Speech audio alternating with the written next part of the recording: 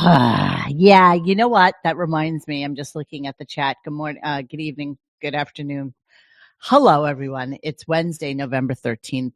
I just realized that Mr. Dangles had something that I was going to play for you guys tonight, but I don't know where it is. And don't kill me. We're going to have to come back to it. So, hi. It's just Dennis and I tonight, and we are happy to provide you with all the funny that there is to find. Yes, there's so much funny. Out So of much funny. cluster F that was. What is that little tiny baby airplane? It's a little sample of Still Austin bourbon. It's from Texas. Everything in it is made in Texas, so it grows everything. So I'm going to give this a whirl tonight. Oh, well, that's going to be like all of 5 minutes. You're going to taste it. It's a full. It's an airplane bottle. Yes, I know. Well, I'm trying it just to see if I really like it. Okay, what's it called again? Still Austin. Still Austin. Yes. Because it wasn't Austin before. Now it's still Austin. Nice little thing, and there's still some left. Oh, come on. Let me see. Do the whole pour. Let me see how much fits in that glass. See, look at that. That was another tablespoon you just put in there. Yeah. Now, how much was that little bottle there? It was like $2.99. Oh, okay. Yeah, I mean, that's why I wanted to try it. Try before you buy. All right. Which is your favorite bourbon or whiskey bourbon or?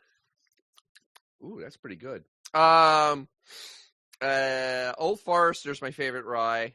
Mm-hmm. I like Maker's like Cask Strength or Maker's 46. Yeah.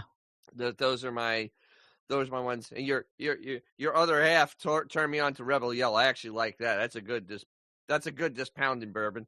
Rebel, yeah, it's a pounding bourbon. That's a pounding bourbon. That's a cheap bourbon. It's good. Pounding bourbon. Yeah. Yeah. Okay. So anyway, hi everybody. And what we're going to do tonight is we're going to kind of review what Howard did today. It's a fever dream. I got to be honest with you. I don't think I remember a single thing that happened. I do, unfortunately. That's why I'm drinking. Yeah. It was just kind of brutal. It was a brutal day. I was just telling Dennis, which I'm very excited about. We were just talking about the weather and the potential of like some stupid depression that's coming through, but we're not going to worry about it. It's just going to go away. And what I'm going to do, since, today is basically our Friday, even though I might do a Patreon on Friday if the Tyson fight is that night, and I can get us like a legit link where we can watch it. So if you guys are going to be around, I think it starts at like 8:00, but it shows that it's like a 4-hour and 45-minute long. I think the fight is probably at 10. Right, so it's probably not 10. I'm sure there's going to be a card, with a couple of fights on it prior to that, but we're not going to bother with all that. We don't care about that. We'll just go to the main thing, and so if we can do that, we will be there on Patreon. If Dennis can join, he will. If Xavier can join, he will. If anybody can join, they will. But we're not going to really have a lot. Definitely by the later part of the night, because I have a car show at my daughter's high school. Oh, sure. And I'll be home by 8:30. Okay, well, I'll probably be asleep by 10. But so I'm going to try. Oh, come on! If the fight starts at like 10, I'm kidding. Come on. Next day, Saturday. Come on. No. I can rally for it. Have some espresso. Yeah, I can do this. Oh my God. If I had espresso at night, I would never fall asleep. Oh, I can drink it right now and fall asleep right after the show. My mother can drink like 5 cups of espresso right now and fall asleep in a half hour. This is amazing. I don't know how you people do that. You people. That's right. Yeah, you people. That's right. Who are you talking about? You people. You people who can drink coffee. All right. So today's show was kind of weird. It was all build up to these weirdos that came in for for the big tour. When we play the clips of that, I got some thoughts. Well, we all have thoughts. I got some thoughts on that. Everything about today's show, though, was just an exercise in laziness. Pretty much, It was pretty much how little effort can I do and can everybody else do to make a show happen? Yeah, we found out. We did find out. Yeah. We did find out. And it was horrible, as you would expect. I'm just really quickly looking on Reddit to see if there's any pictures from anybody showing them in. I bet they took their friggin' cell phones too. But yeah, there's nothing. I guarantee they took their cell phones. Oh, I bet you you're right. I bet you the only person allowed to show anything. Yes, you're exactly right. The only person allowed to show anything from that was probably them. That's probably absolutely correct. Yes. So they put them in the little Ziploc bag and then put them in the locker. Yeah. The Wordle thing was really bizarre too. You mean the advertisement for Wordle? The advertisement. I don't know why. Well, why? No, I get it because how many times have we said that these people have absolutely nothing to do, and basically what they're doing is they're playing like games in the back office because there is nothing for them to do, and I believe that to be true. Like I believe that they do absolutely nothing all day. But we're gonna talk about that momentarily. We'll get to it because God knows there's really not that much. Yeah, the opening of the show. I imagine you skipped that first half hour, right? I it was Marianne and Bobo. I mean, yeah, nothing with a nothing burger, nothing thing. I mean, to make a long story short for this, because we're not going to play this. The show opens with Bobo talking about getting praise for the suggestion of having the Whackpackers take that what is it, psychotic test. Yeah, and then Marianne's like, she suggested. I mean, it was literally a fight that no one cared about. It was literally the Who Gives a Shit channel, 100%. Because it's like, okay, so what? I mean, first of all, this isn't splitting the atom kind of idea. No. I mean, to give the Whackpacker that test, okay, yeah, and not really groundbreaking here, guys. None of it is important. None of it is relevant to anything. And the fact that both of those numbskulls are like pitching ideas is bizarre to me. And I think that the only thing I actually took was her pitching ideas. So let's just start a show because they have exciting things to get to, and of course, the exciting thing that they had to get to was Bob. Hi-yo, hi-yo, hi-yo. Hey now.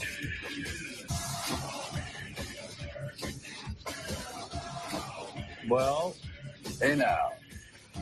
Hey now. Hey now. Well, here's something interesting. I became aware of this late last night.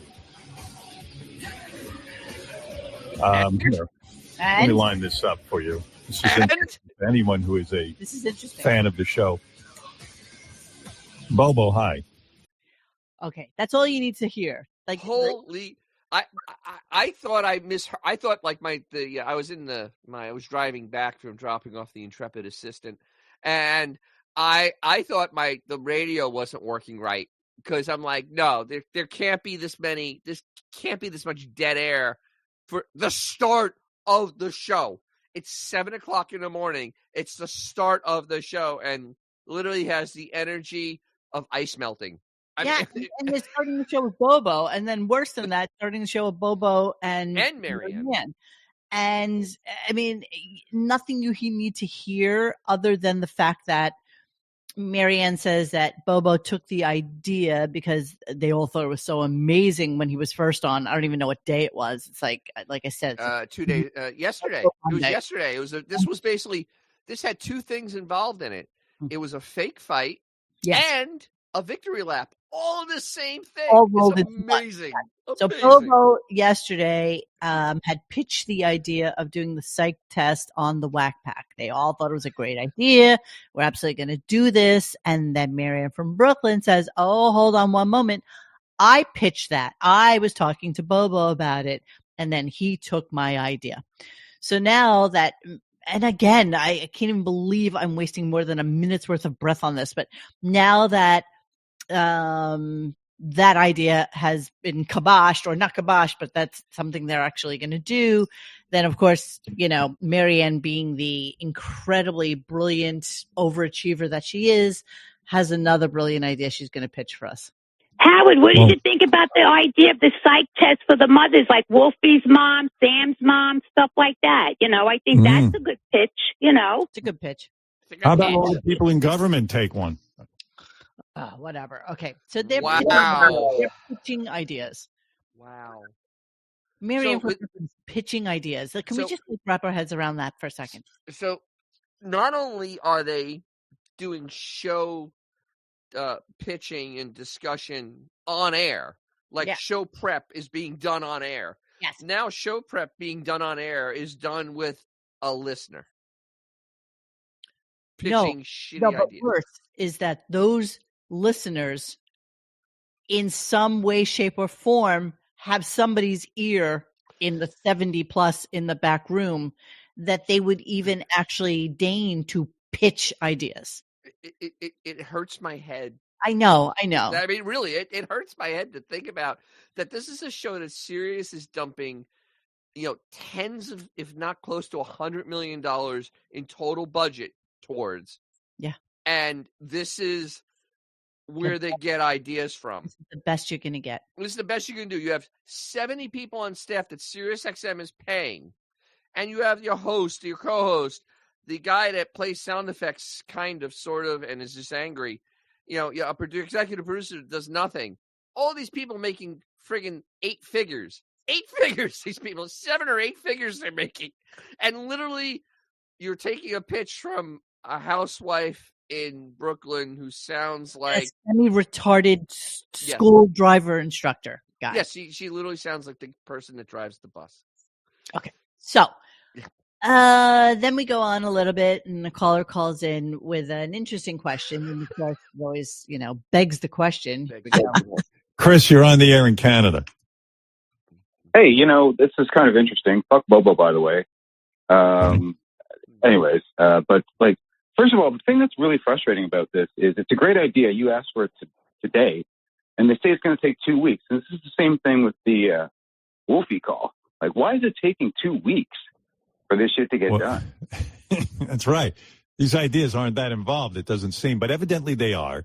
And I know people, when they hear a good idea on the air, they want it instantly. I'm the same way. I like to get it right on the air. But no, it's going to take time. Don't forget, the doctor is busy. We got to line her up, and then she's got to go administer the tests and then review them. And it's also, we got to schedule all of the people we want tested. Yeah, I know. Now let's consider the fact that me and you and Xavier sort of took the test online. It took us 5 minutes for 3 of us to do it. Yes. And we were done. And then it's calculated for you at the end.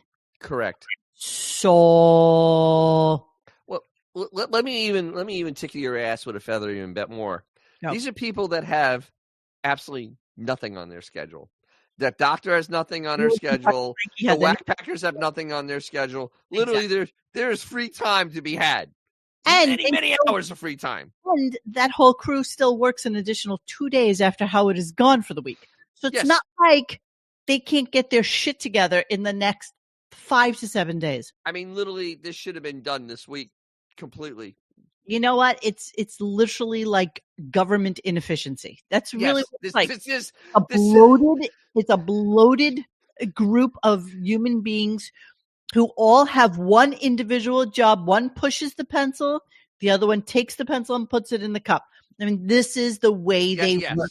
This actually can be used as an example of how government works. So they have like a circle jerk of activity. They will have meeting upon meeting to make sure they get the right people to take the quiz. You gotta believe that some of the more mentally wrong ones aren't even going to be able to process the information. Therefore, it's of no use whatsoever. But sure, let's do it because it's fun. Why not? And because you might be a psycho. And High Pitch Eric is probably the only one who really is going to be genuinely like a psycho. But he is not even going to do it because he's not getting paid. So there's that. So because he hasn't shown up. It's so funny though, because I was talking to Mrs. Chair about this contest, and literally I'm like, you realize that they told these people that are supposed to have jobs that they need to be doing something, which means you really don't have a job. If you have to be told to look like you're busy when people are visiting, you don't have work. Right. You actually do nothing. What am I going to do when these people come in? I don't know, work? When I was working somebody came and they said, we're going to have kids coming around and they're going to see what you guys are doing. You know what I'd be doing? I'd be working. Well, I mean, here, this is how Mrs. Chair's a veterinarian. You know what? When people come and see, you know what she's doing? She's vetting veterinarian things. She actually has an animal and doing things to it. That's what crazy. You do. That's what you do. But with a person like JD, who, when you go to his office, all he's doing is searching the internet and the TV for mentions of Howard Stern. That's his job. Mm-hmm. That's what you put on your resume. Oh, and on-air talent, I guess, is what he's supposedly. Yes, but on-air talent with that. Fucked up, and nothing is making me happier than relishing in the fact that he is absolutely fucking miserable since his divorce. But we're going to come back to that in a little while. I can't wait. Did you get the little clip from Steven Singer with him? No, fuck Steven Singer. I don't know. No, but it was actually kind of funny. When we get to it, I'll kind of bring it up because it's actually really funny. I want to share the screen for our next visual. Yes, please. So they're talking about food and they're talking about, I guess Steven Singer maybe was in there and was talking about Jason. And yes. I don't even know what the reference was, but here's what they're saying. So in classic scenario, and then, by the way, I don't care what any of you say. There's no way in hell that John Hines' wife is not absolutely. She's a midget. A midget. Oh, she's a midget. She should be down wintering with Barnum. I mean, seriously. She's a midget. She should be in Gibson's Inn wintering right now. So small and thin, but yet apparently what she does is she makes the most fattening, disgusting cookies for the staff. Who does that sound like? That's exactly. Debbie's cookies are like a whole meal. One cookie, man. They're phenomenal, Howard. Oh, they're heaven. John Hines' wife is super fit. She doesn't eat any of that crap, but she makes cookies. She is and then so thin. Oh, they're so good. And she stuffs them with candy bars and Oreos. Sure. So it's like candy in a cookie. Yeah. Sure. So was it good? It's a whole meal. Yes, it was good. I didn't know about that. It was a nice little reveal in the middle. What was a ho-ho or something? A ding-dong? It was something very nice in the middle. Cookies with a ding-dong. That's you. Get out of here.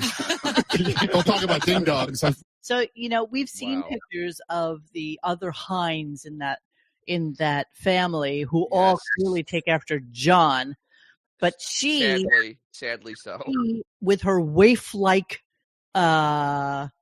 appearance, will feed others, as we envisioned yesterday with Beth feeding all of her animals so much fucking food that they I can't imagine that they're not vomiting on a constant basis. But she is giving, and her husband's a diabetic, and she's making shit food for the family. I just don't understand. I don't understand people like her. I don't think it's for the family. I think it was for him because since the people were coming in, I think that's why it was done. No, she specifically said that everybody's cookie. Debbie makes cookies for the staff, and they eat them. And for the staff. Yeah, but horrible staff. But why? And let me just have just like Beefus overfeeding cats. Debbie Hine. Sure, let's go to Debbie Hine. Let us just remember that she's feeding cookies to this as well. So Debbie can be the skinny, frail. Look at her arm. Her poor child's arm is triple the size of this little freakish midget. Just by the way, she has 4-inch heels on, and she still literally comes up to his shoulder. I mean, she's that pantsuit bothers me so much. Everything about that suit bothers me. And don't put this picture up of your daughter. Don't put this picture up. That was not good. It's just awful. They're really just awful. Anyway, so that's the Debbie Hine thing. All right, let's move on. And again, I'm just giving you select visage for tonight because, again, it was one of those shitty days where nothing went on. No, some stuff went on, but Okay, then Richard and Sal come in. Oh, Jesus wept. I'm really just touching on this, and I physically mean touching on it. So they do something called Gay Chicken, and they do it for the show. And they apparently need motivation for Gay Chicken. And well, nobody else How on much staff extra? wants to step up to do it either. Oh, Richard, how much extra is it to have you and Sal stick your fingers in each other's assholes? All we said was we've done gay chicken in the past, and Sal and I have always been up for it. But there's a prize because you got to be motivated to do something. Sal and I are not excited to just stick a finger up each other's ass. You know, you got to have a motivation. Like that. Who is this? I know who the show is for. It's for him. I mean, dear God, seriously. I mean, it's like, Sal has like teenage boys. I mean, this is like, no, just no. You are absolutely right, Dorian Morgan. Oh yes. If Beth had kids, they'd be obese too. Absolutely. Until her Munchausen by proxy kind of kicks in, and she says, "Oh, sweetheart, I will help you. I will help you." Mm-hmm. She'll feed them until they're like at the point of vomiting, and then she'll step in and be like this stunning, thin, anorexic bitch who you see this all the time. Yes. With these incredibly heavy-set children, with like the mother superstar person who clearly overfeeds her family. I mean, that's how they live their lives, vicariously through their children. And that includes food. So yeah, let's continue with gay chicken. What we want you to do. It's what we want you to do. But it's funny if you don't want to do it. Exactly. You should I'm be taking fingering your advice. Sal, you should be fingering each other's assholes, and then to put a button on it, you should lick each other's fingers afterwards. That's funny. Is it really, Gary? Gary, is it really? I have no idea on what planet that is funny. Because this planet, it is not funny. There's nothing funny about this. But they get letters that say it's funny, so it must. Yeah. They're written by the guy in aisle 4, desk 3. They say it's funny. It must be true. There's nothing even remotely comedic about this. I mean, it's gay bathhouse for their closeted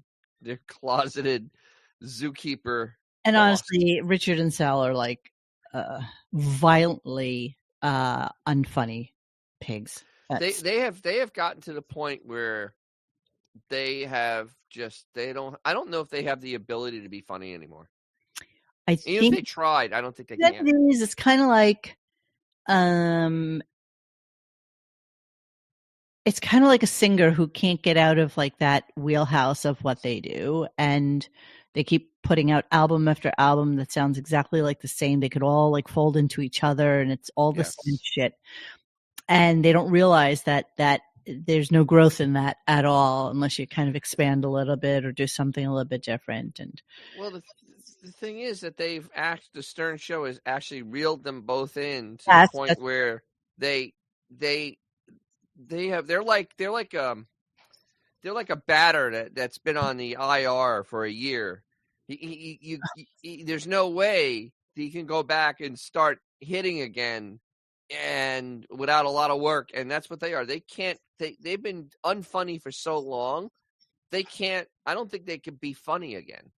I honestly think they're literally no longer be funny. Well, I think the point is that they keep going back to the well, the Tradio well, the gay antics well. Well, they make the boss happy. So no, they reached their peak of what you might consider funny probably about 10 years ago. And ever since then, it's all been downhill because they think that whatever it was that made them funny 10 years ago is still something that we want to hear. And they're so wrong, but yet they still have full-time jobs making a lot of money. And I don't understand that. Because they make the boss happy because this is what he wants to hear. He wants gay antics because that's what he wants to hear. He's closeted friggin' zookeeper. I mean, that's literally what he is. He wants to hear this. Sky Spectre, we will go back to that.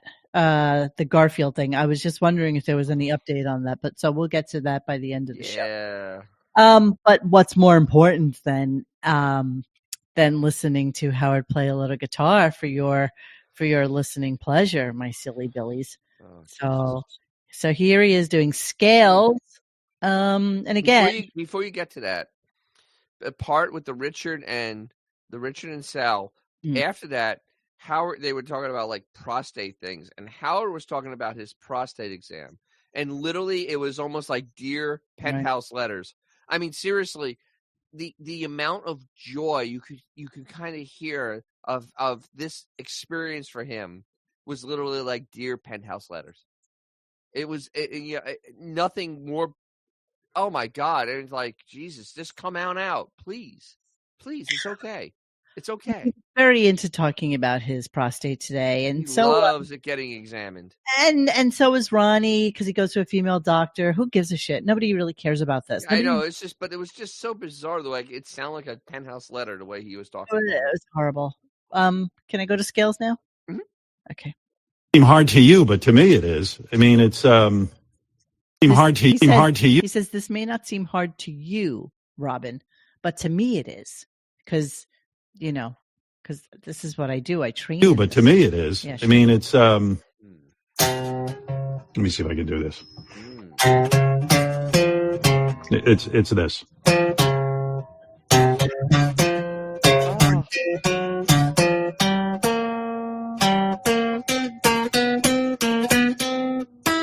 I mean, it's this incessant going over and over these scales, you know?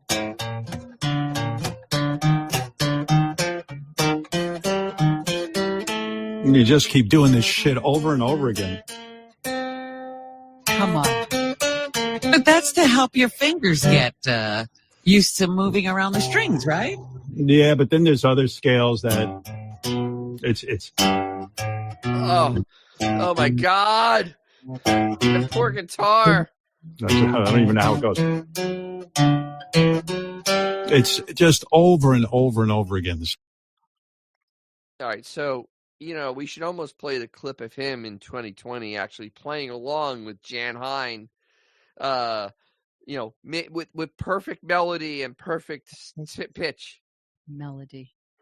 I think you did you link to that? You linked to it on our site, right? Yes, I did. I actually put it in the thread on RadioGunk.com. Yes, I'm going to go there.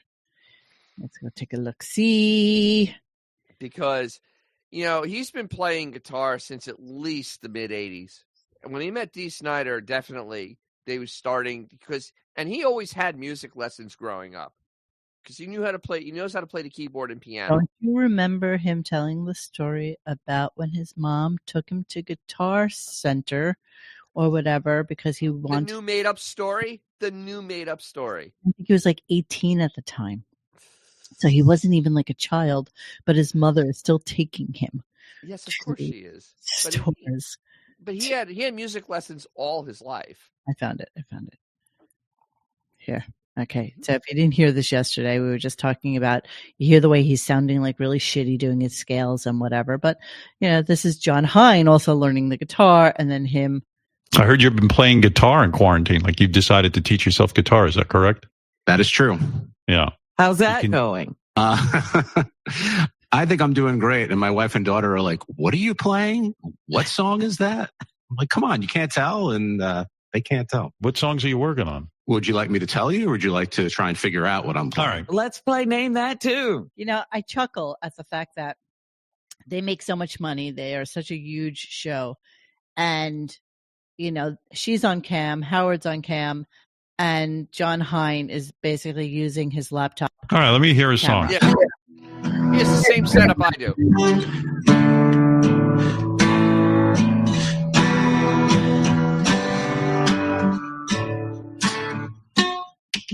Any idea? John Hine, Unplugged, ladies and gentlemen. I think Robin has it. Come on, Robin. It's, is it called Walk Alone? I'm telling you, man, I think you're a prodigy. Head of hair, long, beautiful hair. Really? Oh, it is? It's toward the end. There you watch him pull the guitar out.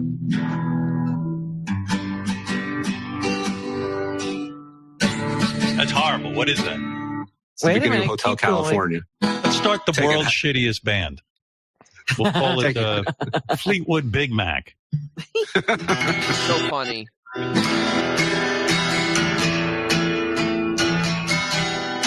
That's you playing, my sweet Lord. I was with you, Howard. Oh, we were jamming.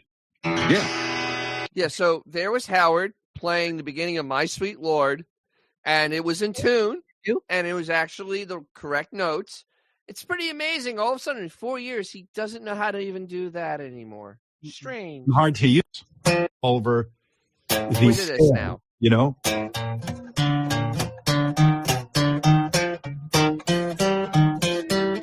You just keep doing this shit over and over again. God. Yeah. So there is some there's some sort of something afoot here, because I don't know what the end game of this is. Is it to be the eternal victim or what? Because he knows how to play much better than what he does. What this is. Yeah, I feel like this is like the giant bait and switch. So that like when he comes back from like his holiday or something like that, all of a sudden he's playing like really well or something. Like I feel like that's coming. I think that he's just he's trolling his audience.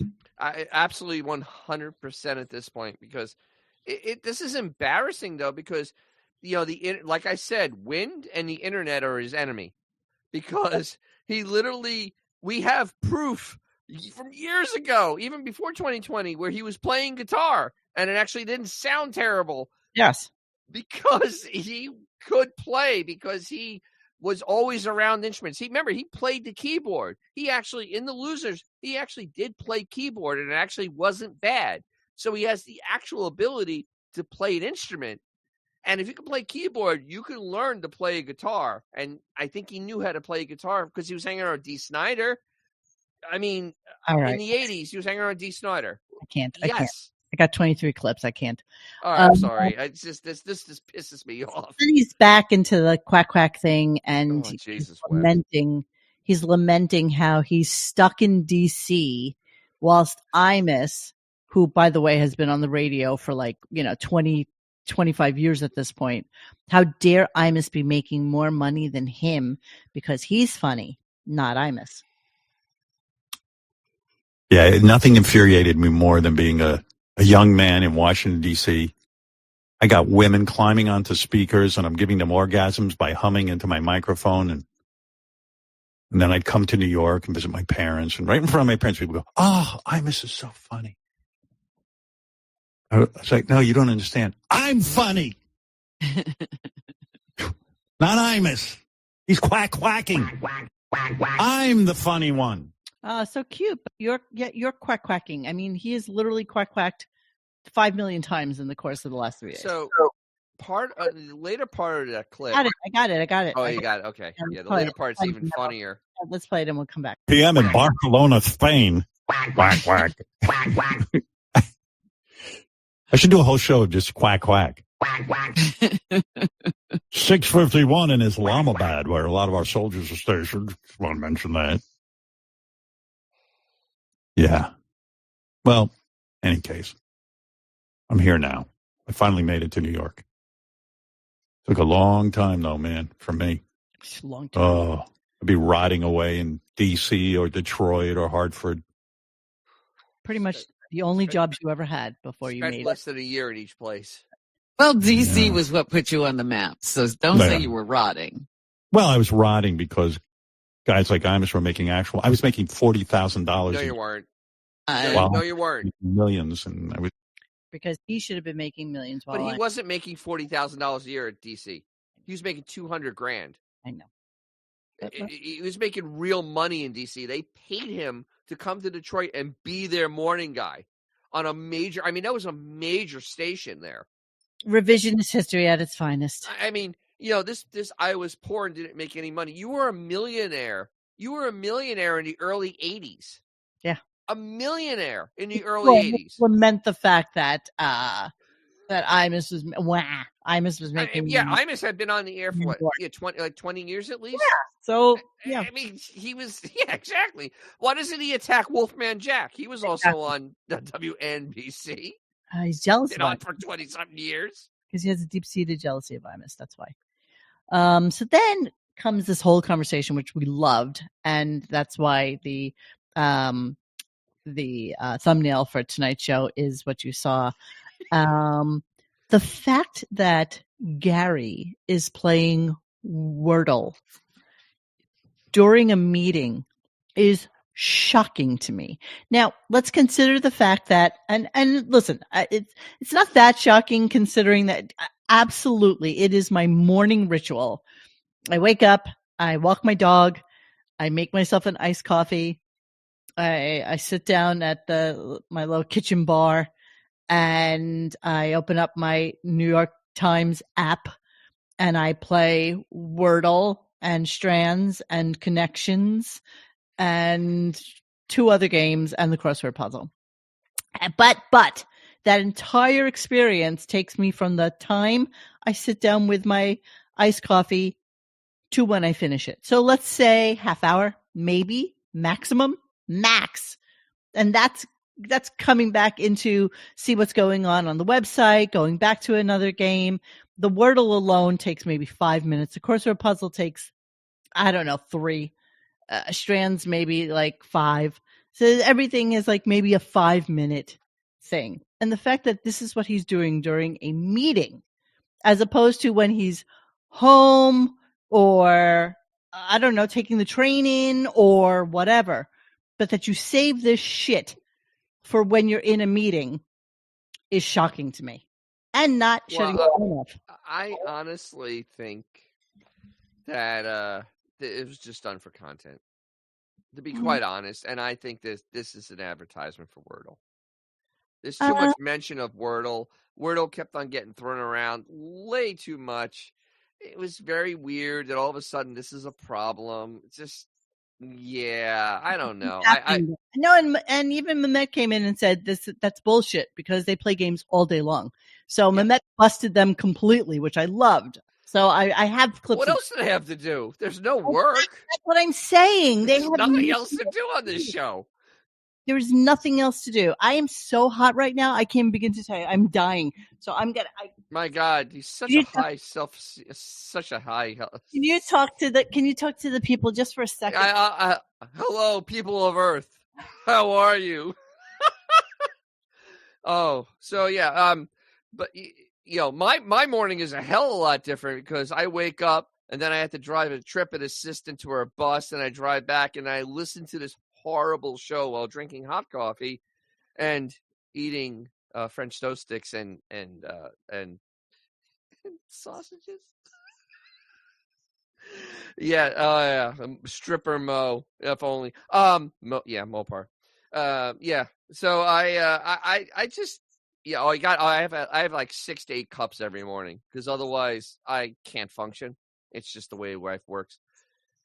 What is she trying to do in there? I mean, everybody admire how she like disappears and comes back. It's actually kind of a trippy effect there. So it's so weird when you lose your co-host. And she disappears again. Oh, there she is. Look at that. Yeah. You have to drink a lot of coffee, Jeremy. I mean, there's no other way. People that drink coffee are weird. And I truly may say that if they can't drink coffee, it's not. There's something not right about them. What are you like talking Howard? What are you talking about? They were talking about drinking coffee. You have to drink coffee. If you don't drink coffee, there's something wrong with you. See, but I can only drink 1 iced coffee a day. That's it. I drink 6 to 8 cups of hot coffee a day, and maybe an espresso in the afternoon. Okay, that's amazing to me. Yeah, fine. And my blood pressure is like 110/68. It's pretty low. Sometimes it gets down to 105/60, 68, 65. Yes, well, I guess you don't have the inferior genes that the Puerto Rican Italian here has. So, oh, don't worry. If there are other people, other parts of my family, the blood pressure is like 160/100. Yeah, so I got the low blood pressure. Thank God. Okay, I feel better now. I shut my window because I was a little chilly when I got in here. I put my fan on, took the hat off. It was too much. It was just too much. I felt completely, and I got a sweater on, so I'm like dying. Okay, let's go to Wordle because this is just fun. These are fun clips, and I enjoy. I enjoy basking in their misery of stupidity. Here we go. And Jason was annoyed at Gary because during the production meeting, he was playing a crossword puzzle. Yeah, Gary's supposed to be in charge, and Jason said it was super annoying, right, Jason? Yeah, he's my fellow executive producer here, and it was a big meeting where it was all about this fan experience we're doing today. Like, it's one of those meetings where every department was involved, like serious departments, every video, audio, tech. Circle jerk of the highest order. Circle jerk that they need 70 people plus in a meeting to have 10 people up at the office. Yeah, and literally, like, all hands on deck for basically some guests that are going to be watching on Zoom. That Habit and Robin can be on Zoom, exactly. You know, the creative.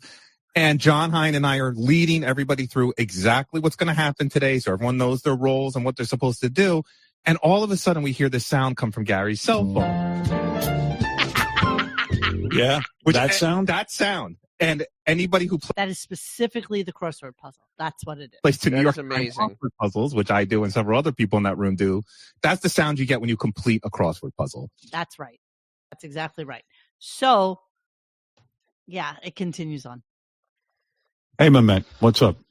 Gary fucked up yesterday, no question. But I cannot sit by while Jason gives him a hard time for that when both of them definitely play Wordle during the show a lot. What is there to do?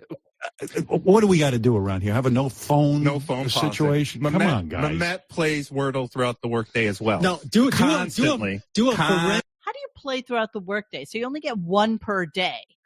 Like you remember, we're not dealing with the sharpest tools in the shed here.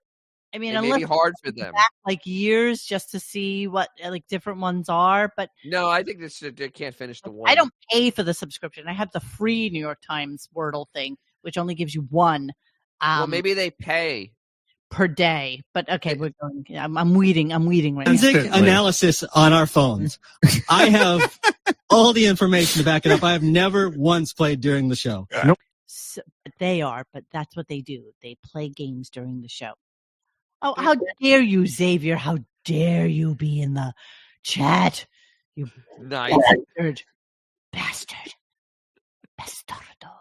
Okay.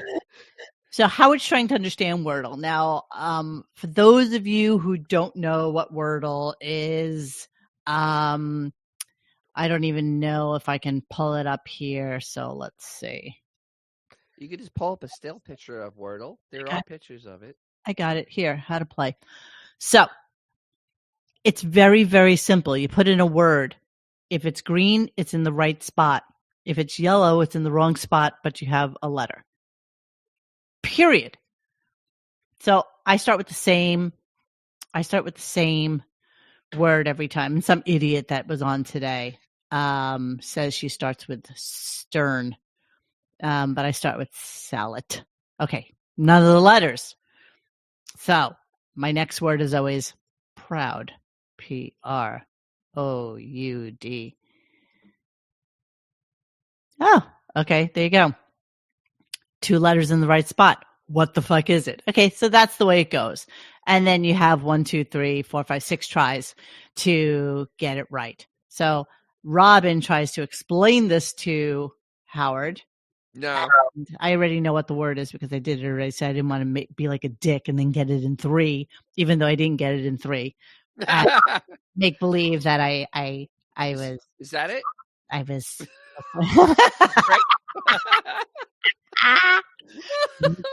Very good. Okay. So Howard's not understanding it and how to. Angles. No, they don't give you any letters. You have to decide on everything in Wordle. Yeah, what's your opening salvo? If that works out, you have a couple of letters maybe to work with, and then you go on until you find the word and you get 6 tries. Just your explanation, I hate it already. I've known about Wordle for 8 minutes, and I despise it. Oh, so everybody's trying to give us a word for it now. So hang on, I'm going to go back to the stupid Wordle so we can actually do it. Okay, hang on. Here we go. All right. So, let's do Dangles first because he came in first. There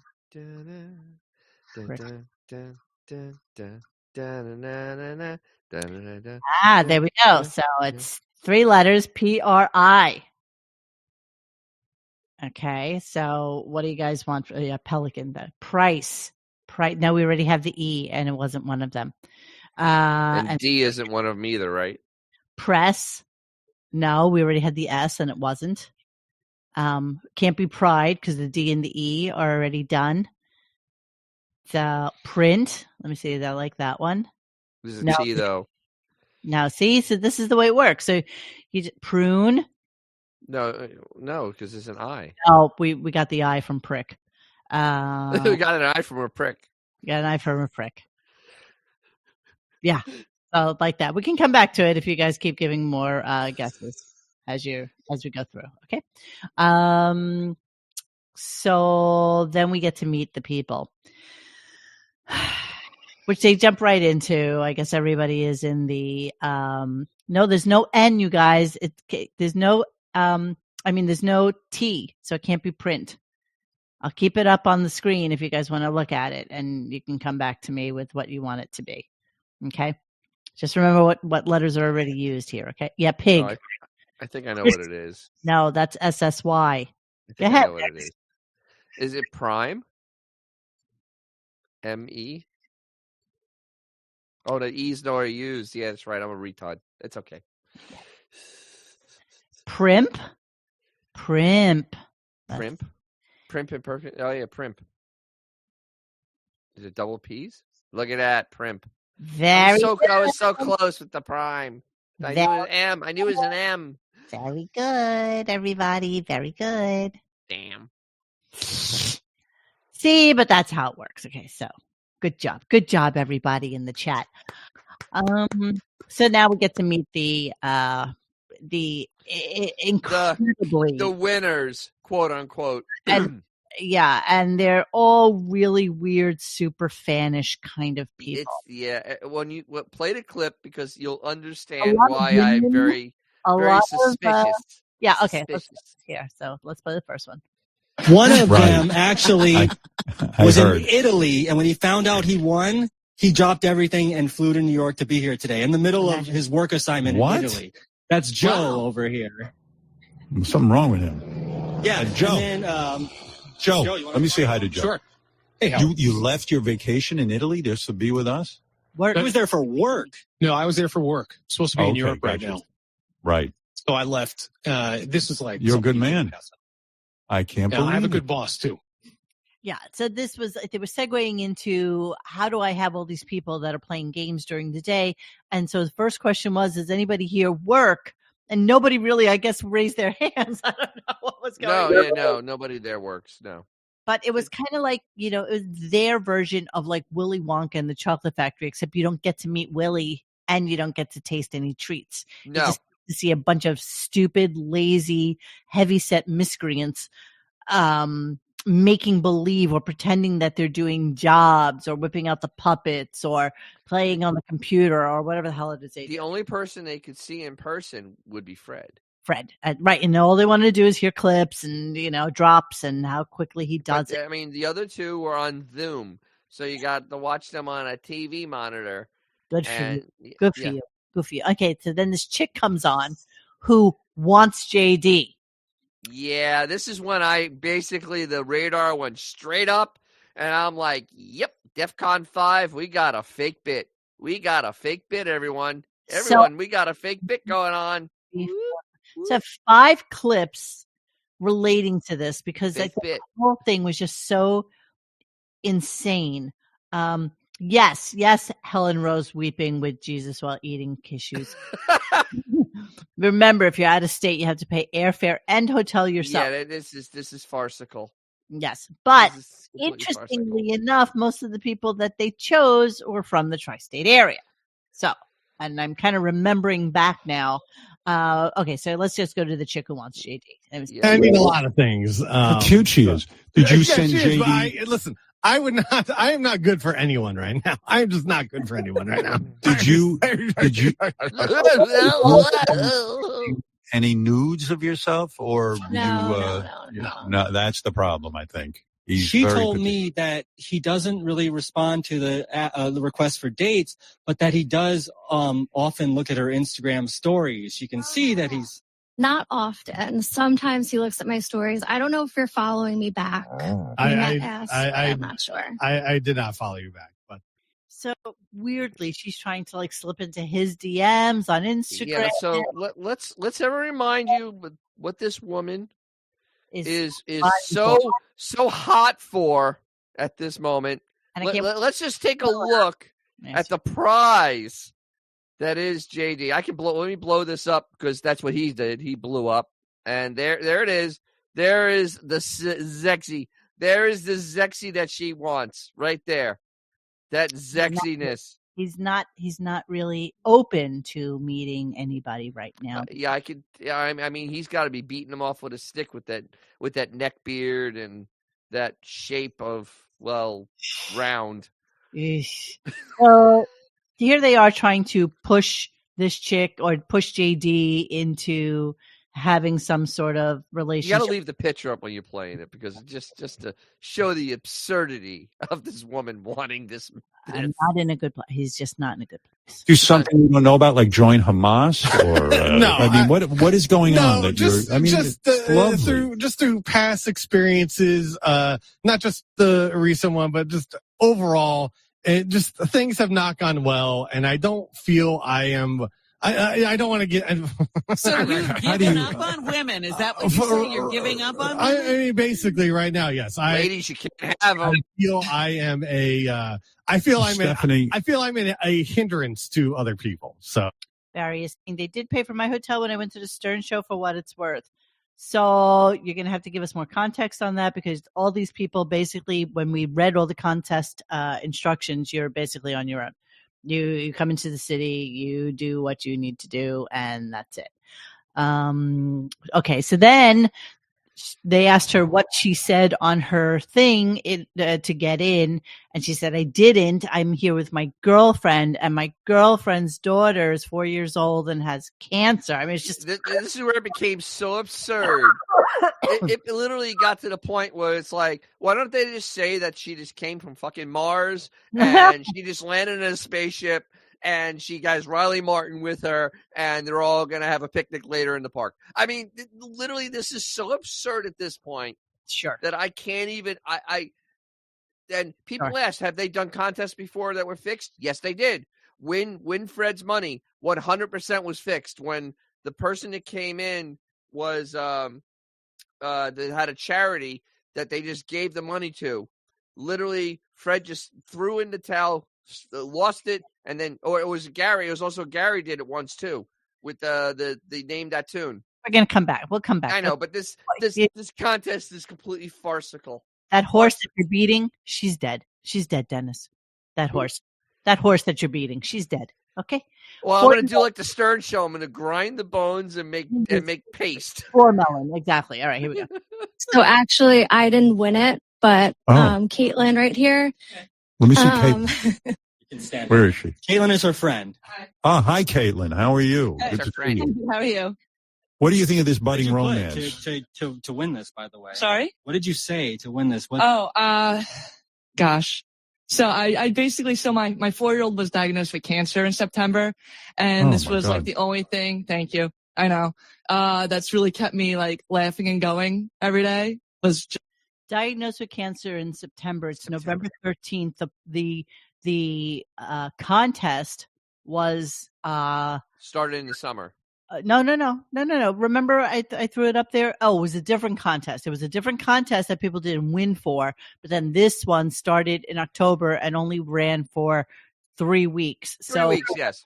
So the 2 weeks that and if your child has cancer, I'm so sorry for you. It's not even funny. But I don't think there's a child. I don't think there's any cancer. Dennis. No, honestly, first of all, shame on her. Wait, shame on her if she is going away from that child to go to this bullshit. Seriously. This is bullshit at this point. All these people that won, all literally won. They went to just drive to the hospital. Hold on. You have a 4-year-old daughter or son? A daughter. A daughter, and she is. She has leukemia. Does she have do they give her a positive outlook at all with the chemo? Yeah. Things are looking pretty positive, but it's tough.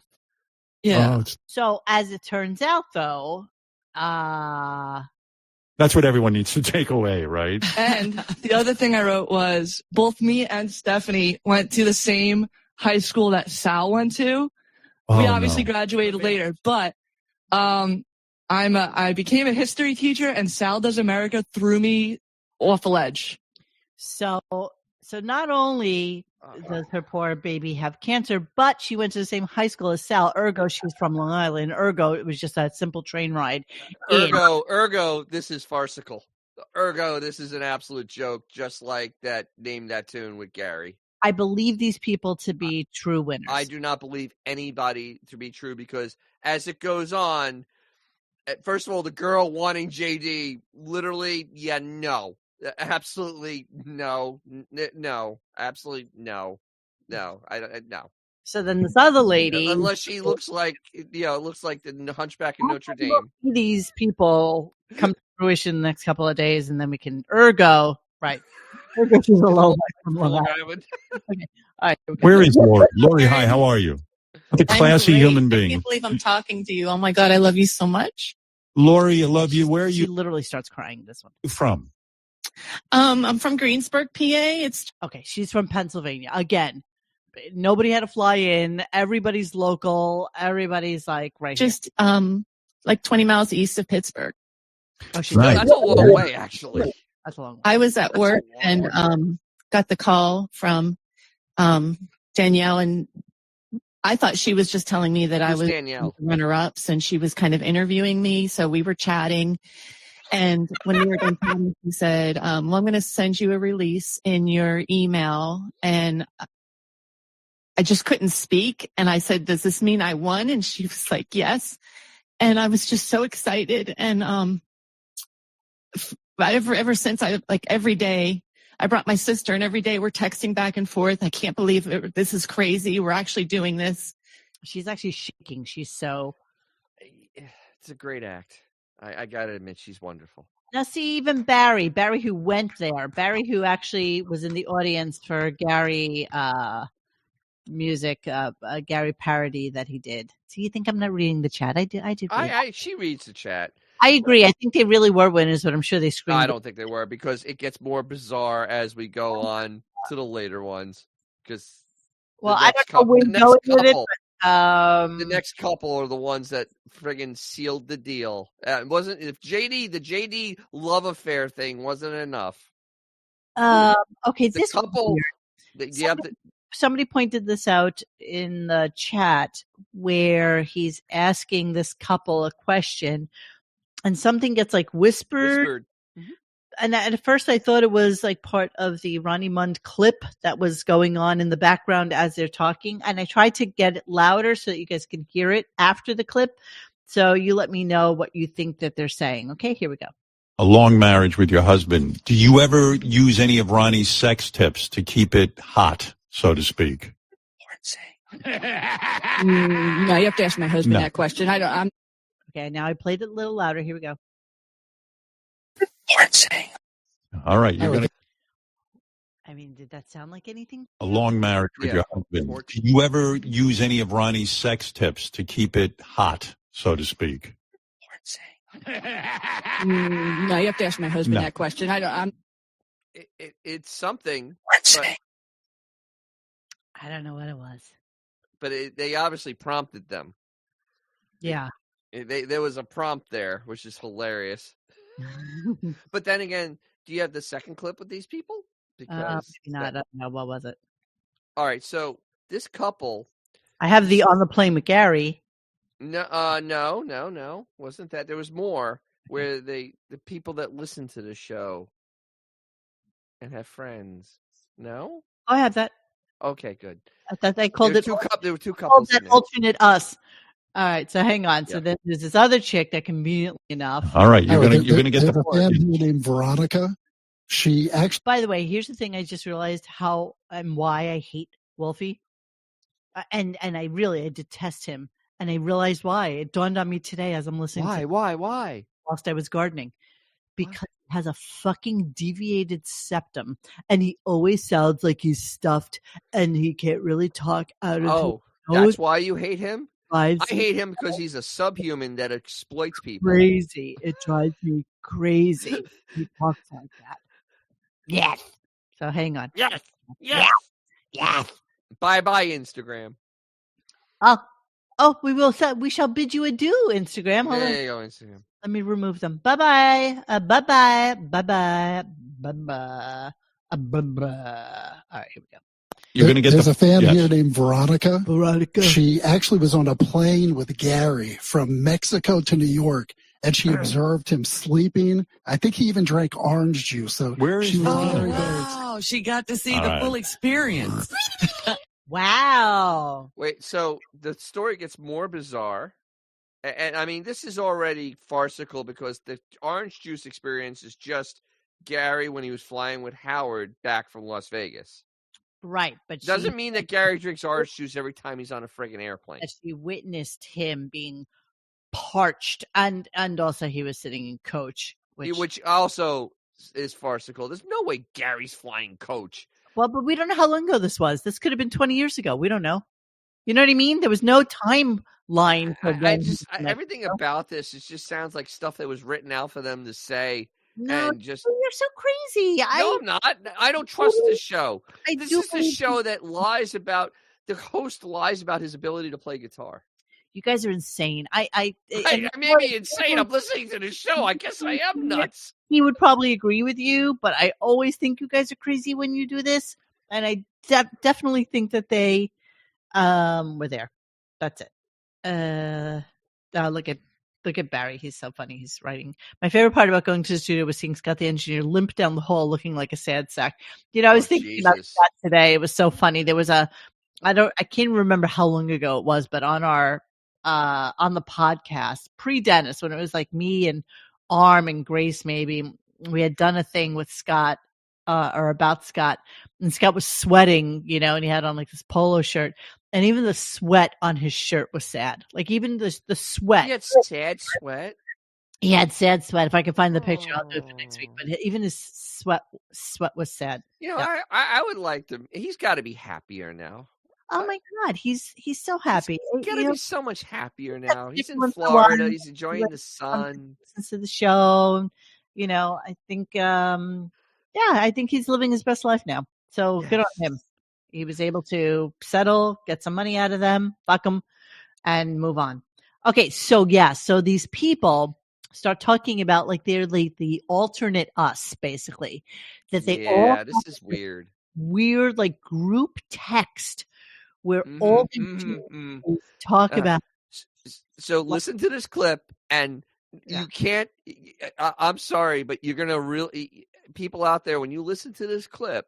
You're going to start seeing what I'm seeing on this because this does not happen. I mean, first of all, somebody being entertained and laughing at this show, that is immediately a lie. I mean, and you know what, though? It's immediately a lie. I do see it sometimes in Marianne from Brooklyn's feed. Like, people actually engage with her about what happened on the show that day, and they're so excited to have conversation. I mean, I don't get it. I don't get the delusion. I just can't. I can't buy into it. But this clip is just. Like, I'm gonna. God. Don't even build it up. Let's play it. I don't even know if I have everything you want from it. So I said it. Every night they analyze the show and discuss every moment of everything that we do.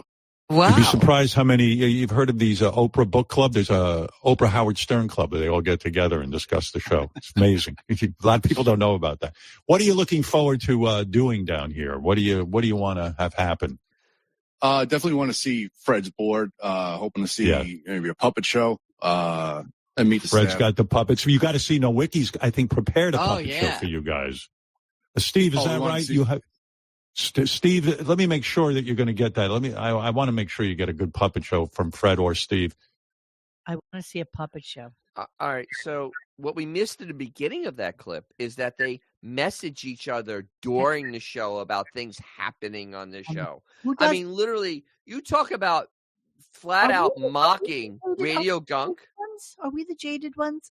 Like, you know, it's so funny. Anytime anybody asks me, you know, I do this podcast. Oh, what's it about? Howard Stern. Oh, embarrassed. And the next question always is: it used to be on the podcast, and then it used to be, is he still on the air? But most of the time, it's for Howard or against Howard. Like they. I get mostly he's still around. Yeah, I used to get that, but now it's for Howard or against Howard. I'm like, I'm going to go with against, even though we were for. So we were fours that are now against. I don't know. You just have to listen. I don't know what to tell you. But yeah, so that's what these people do. And they're all kind of weirdos. And yeah, it's just so strange that because we know we're in their universe and they monitor this and they monitor the site. They monitor. We know that. It's just so weird that they had a couple on there that messaged their friends during the live show. And then at night, they have a recap with said friends of the day's show. Yeah. Who does that? Who does that? Nobody except us because we're insane. Yeah. Okay. We're not well. Just reading some stuff. Howard made some slutty blonde. Wait, what's slutty blonde? Oh, be quiet. Howard made show. So Howard needed to talk to him, and he upgraded him only because he needed something. Yeah, actually, I have to tell you, the Gary in First Class with Howard and Howard making fun of Gary it's quite possibly one of the funniest things Howard has ever done. I mean, it was silly. It was stupid. His imitation of him was like really funny. I remember laughing at that. I thought that was really good. Okay, yes, we will get JD off. Yeah, we can remove him now. We don't need the evidence anymore. This girl is lying. And then, of course, Robin trying to justify JD's job because he doesn't know what he's going to do when it comes to him because he doesn't really. Wait. You know what's even funnier is that Robin justifying anybody's job. I know. It's pretty pathetic. And you can only do so much. It's all. They're going to go see that puppet show and come to me, and I'm like, here's how I find a mention of Howard. But you have an exciting job, JD. You do great things for us. Yeah, but it's all within a computer, and you can only do so much. It's all. You know what? You have a shitty job, JD. You'll never know anything other than what you do. But Howard. He's being told that by the human laugh track, who has no job at this point, provides nothing. Ads cannot speak during interviews. And makes millions of dollars. What? And makes millions of dollars. Oh, it makes tens of millions of dollars. Literally makes more than most of us will make in a lifetime in 1 year doing nothing. How much does Robin make? I think it was like 8 million. We found it. It's a lot. I mean, especially for the amount of work she does. Let's see. As of 2024, Robin Quivers has a net worth of $80 million. As per Forbes, Quivers earns $15 million annually as the long-running co-host of The Howard Stern Show. Yeah. Fun fact, Robin Quivers owns a total of 10 luxury cars. That she can't drive. Okay. By the way, I can read and talk out of my ass at the same. Oh my God, we gotta get rid of JD. Yeah. We're torturing people. This is from lawyersclubindia.com. So it's got to be right. It must be. Wait, Robin uses that all the time. Literally, when Robin quotes stuff, it's like Times of India. Yeah. I swear to God, she's done that. She's gotten caught. Robin make annually. American Radio has a net worth of $75 million and annual salary of $10 million. So she's making close to 10. Easily making close to 10, just because. How much does Robin make per episode? $225,000 for doing nothing. Now, does she make that when she's not on the air for over 2 hours when he's doing the interview? Yes, she's literally sitting there on Home Shopping Network ordering clothes while he's doing the interview, and she's getting paid. They're laughing about it because a lot of people, like on How I Met Your Mother, making $30,000 per episode in their final year. Jesus. $25,000 per episode. Are you serious? $225,000. But they only do like 20 episodes. 225, 225, 400 for Neil Patrick Harris. But still, I don't know what this has to do with the Robin Quivers. But the thing is, all right, if you put it in perspective, Neil Patrick Harris, what did they do? 20 shows, 25 shows that year? Well, and he made $400,000. 2 seasons a year. Right. But Robin does 90 shows a year, makes $220,000. Yeah. Just let that set in for a second. Seriously. Yes. Oh, sorry. This is Robin from How I Met Your Mother.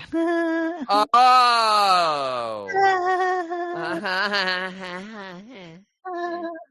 It's still pretty close, though. Let me do the math. He earned $700,000 a year in 2009 from working on the Stern Show.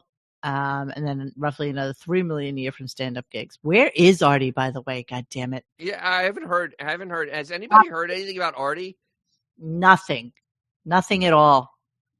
And I can't even write to him or talk to him or anything because he changes his phone number every, like 4 days. So Robin makes. You're gonna love this. I did rough math, kind of. Probably about $90,000 an episode. $90,000 a show. For doing nothing. No prep work. Nothing. Learning lines. Nothing.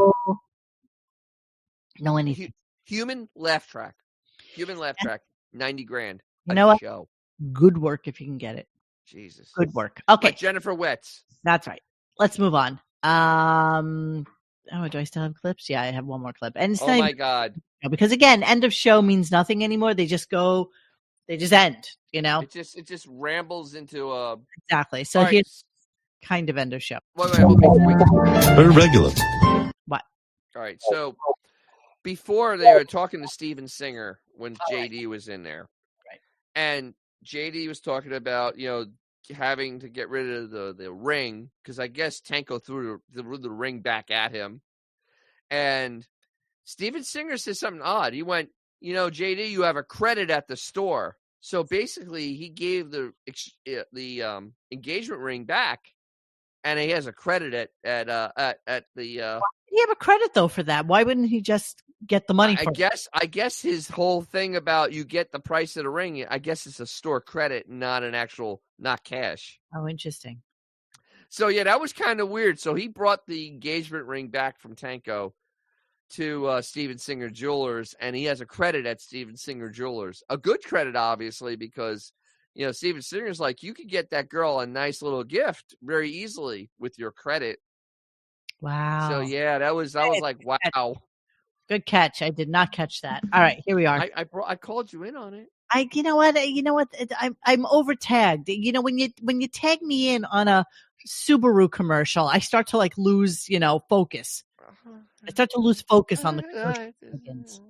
I mean, I don't want you to stop doing it. I'm just saying that sometimes it's just too much. But that's why I'm here, so I can add these tidbits. Add a tidbit because I listen to the show live. Everything that I'm tagged into has to be clippage. See, I thought that was fascinating, though. It's fascinating. Literally, he got the ring back, and he was able to trade it back in. Amazing. I'm actually surprised he didn't get any money for it, but okay. I guess that's the way it works with Steven Singer. You're right. Yeah, that's his gig there. All right. I didn't get to the new game, Martial Arts or Fucking. That will happen next week. Oh, that's interesting. Yeah, they're all the same games now. It's like, is this somebody having sex, or is it something else? Martial arts, or somebody getting massage, or somebody at the chiropractor. Or somebody working out, or all the same game. All the same game. Sorry, Robin, I wanted to play that with you and give away some prizes today, but all right. Unfortunately, I was handed horrible news that my staff in meetings are playing Wordle and crossword puzzles. One more time, Fred. And it took up a big chunk of the show. Big chunk. Unfortunately, yes, there was a breakdown that had to be addressed. Too bad there isn't a game on the New York Times app called Be a Producer, and the guys could play that during the meeting. One more time for prosperity. I was like, enough. And then I was just like, I tapped out at that point. So the show, see, and it's getting so predictable. They had one commercial break. It was 10 minutes long. And I posted right after it ended, this show's going to 10:10. Yes. And what do you know? They kind of did like a half-dick commercial with Steven Singer talking during his commercial at 10:08. And at 10:10, it was dead. Yeah. Literally, it is just amazing. It is a 3-hour show on the dot, not a second more. Done. Finite. Yeah, there's been no extras. I mean, nothing. Not that we need it. Let's be honest. I understand it, but literally, SiriusXM is, I mean, you're going into the last year of the contract next year. They got to be going, honestly, how much would it cost us to tell them to go away? They're not. I know, but I mean, a smart company Remember, they are the worst run company in this part of the universe. Honestly, I've never seen a company run this poorly. They have managed to do it. Yeah. But honestly, a real company would go, how much would it cost to get rid of him?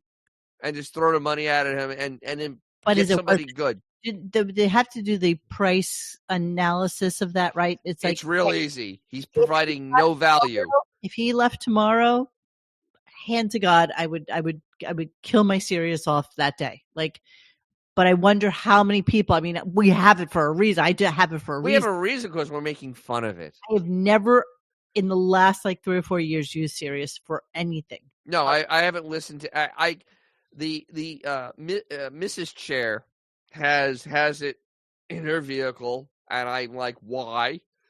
And it is intolerable to listen to. Absolutely. The DJs interfere every 3 seconds. It is ungodly.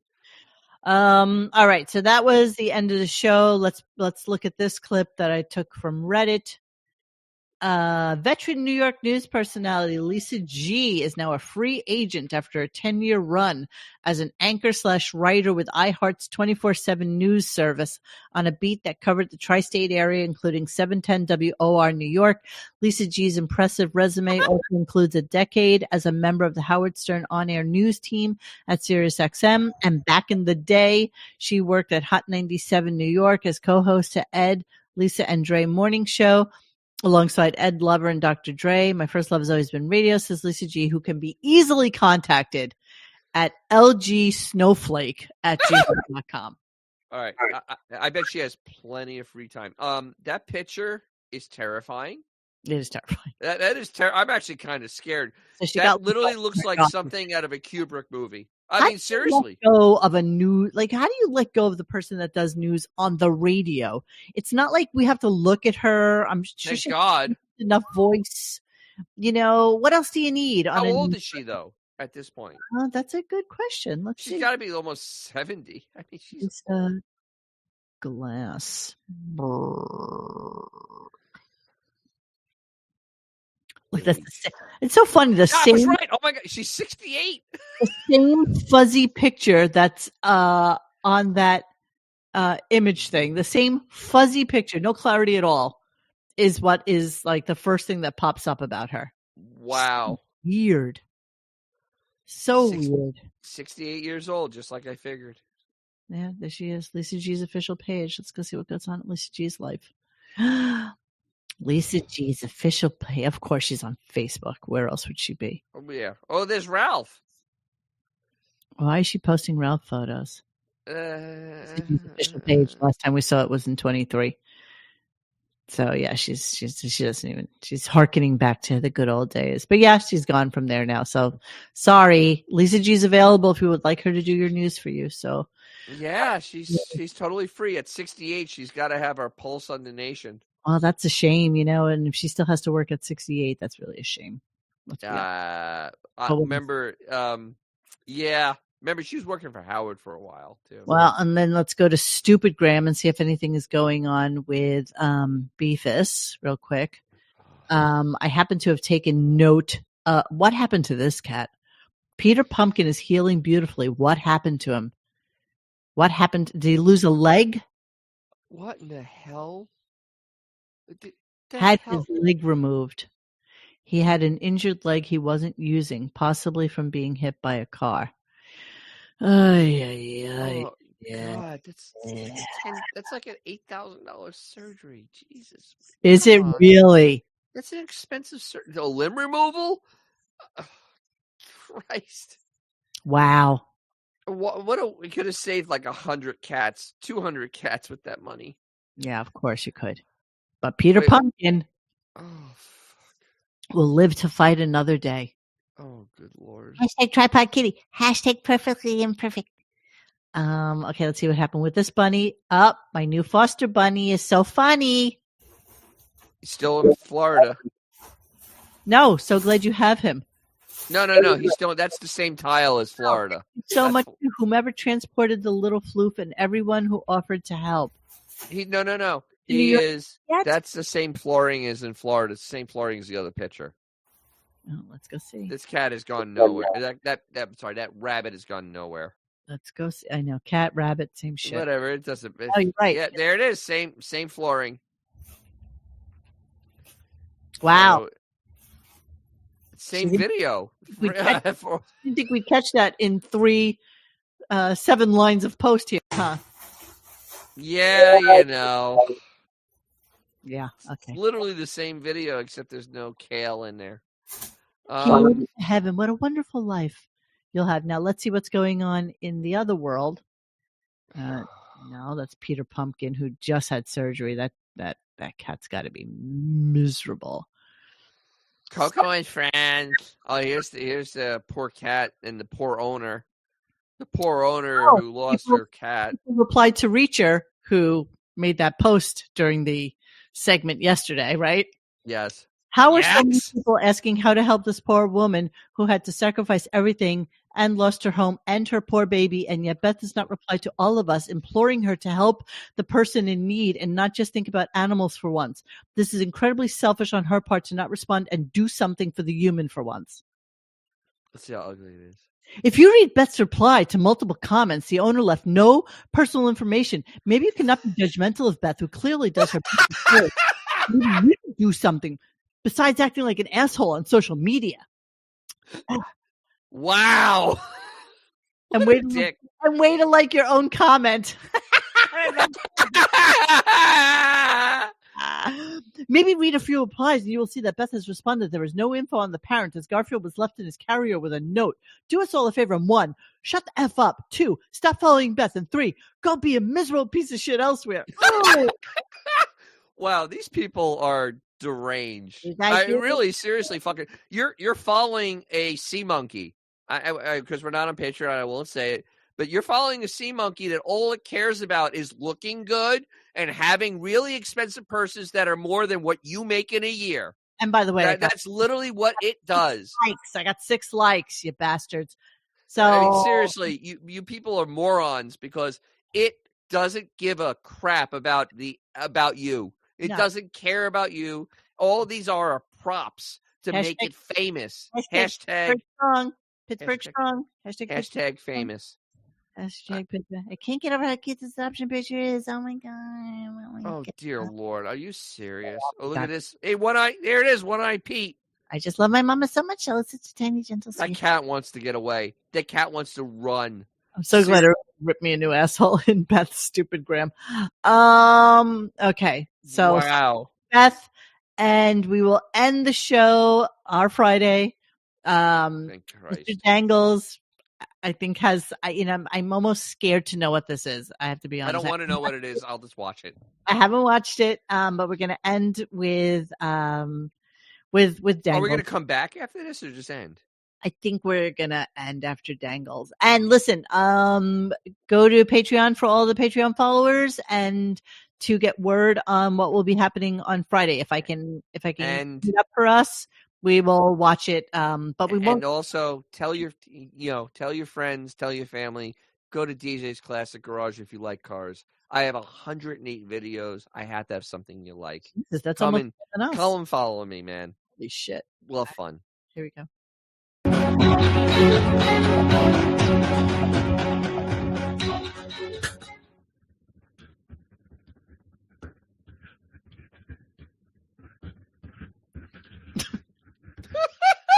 Hello, this is Mr. Dangles News. About a week ago, Howard Stern interviewed Carlos Santos. Wait, it's Kamala Harris, who is running for president. Steven Crowder had a lot to say about Howard Stern, and Steven Crowder's another podcast guy. On this day, a segment called, Steven Crowder did a segment called "What a Piece of Shit." I have a few clips for you guys. Most of the stuff that he mentions, us here at RadioGunk have heard numerous times.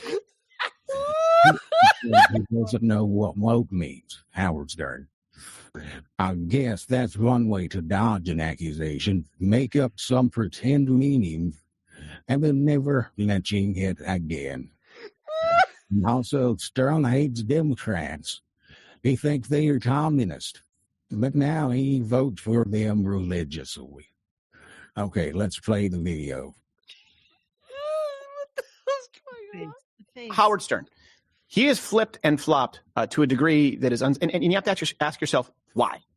Kamala Harris just actually said something very, I would say, very astute. She said, you don't change your values. You can change your opinions on issues, but not your values. Why has Howard Stern fundamentally changed all of his values? Why did he go from anti-establishment bad boy to not only establishment shill, but an enforcer for the establishment?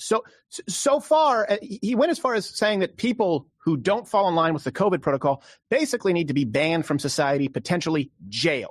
How did that transition happen? Is it genuine? Or, no, wait, hint, it's money, which brings us to this week's What a Piece of Shit. What a piece of shit. All right, good. Okay, so here we're going to start with now. In 2023, Howard Stern, this is the new Howard, he ripped some of his critics and said that actually he's proud to be woke. By the way, I kind of take that as a compliment that I'm woke. I'll tell you how I feel about it. To me, the opposite of woke is being asleep. And if woke means I can't get behind Trump, which is what I think it means, or that I support people who want to be transgender, or I'm for the vaccine, well, dude, call me woke as you want. Radical, dude. But here's then in 2008. So pretty recently, he said he would never vote Democrat again because they're communists. But I got so crazy over this yesterday, so I called my agent. And my agent, he's very liberal, Democrat kind of guy. Oh, yes. I go, that's it. You have to quit the Democratic Party? He goes, what do you mean? I go, you know what, Don? I voted Republican and I voted Democrat. I have vowed I will never vote for a Democrat again.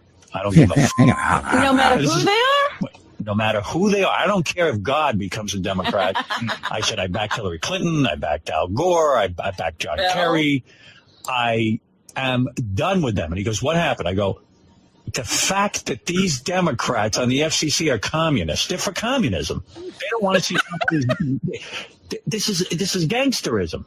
So that seems pretty cut and dry. He said never. I vowed to never vote Democrat again. So, well, that was a lie.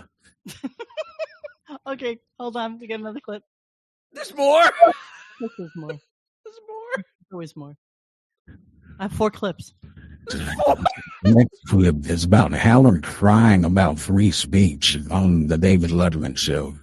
But then Crowder finds out that Howard doesn't give a shit about free speech when he's not getting fined. When other people are getting fined, Howard doesn't give 2 fucks about free speech.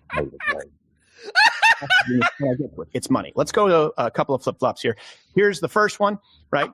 He was a free speech advocate back in the day. Here's a clip from his famous interview with Letterman 91. The United States government, I guess they listen to my radio show. People in the government, the FCC. So. You're a very influential man. They listen to my show, and they came away with a feeling that I did something wrong.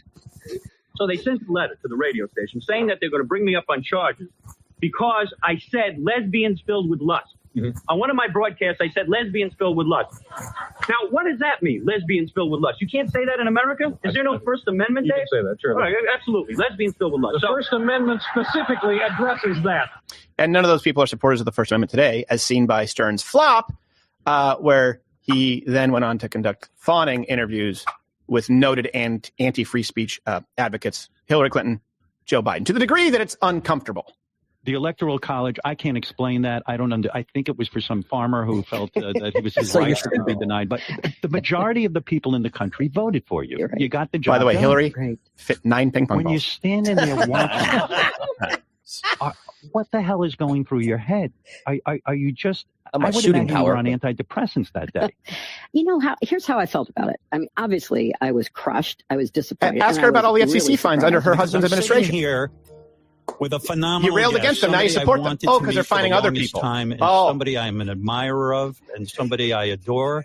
And it is not someone doing an impression. It is the real president of the United States of America, President Joe Biden. And welcome.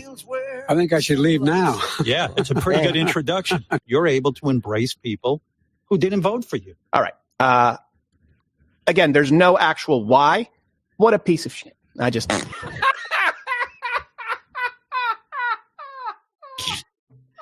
Okay.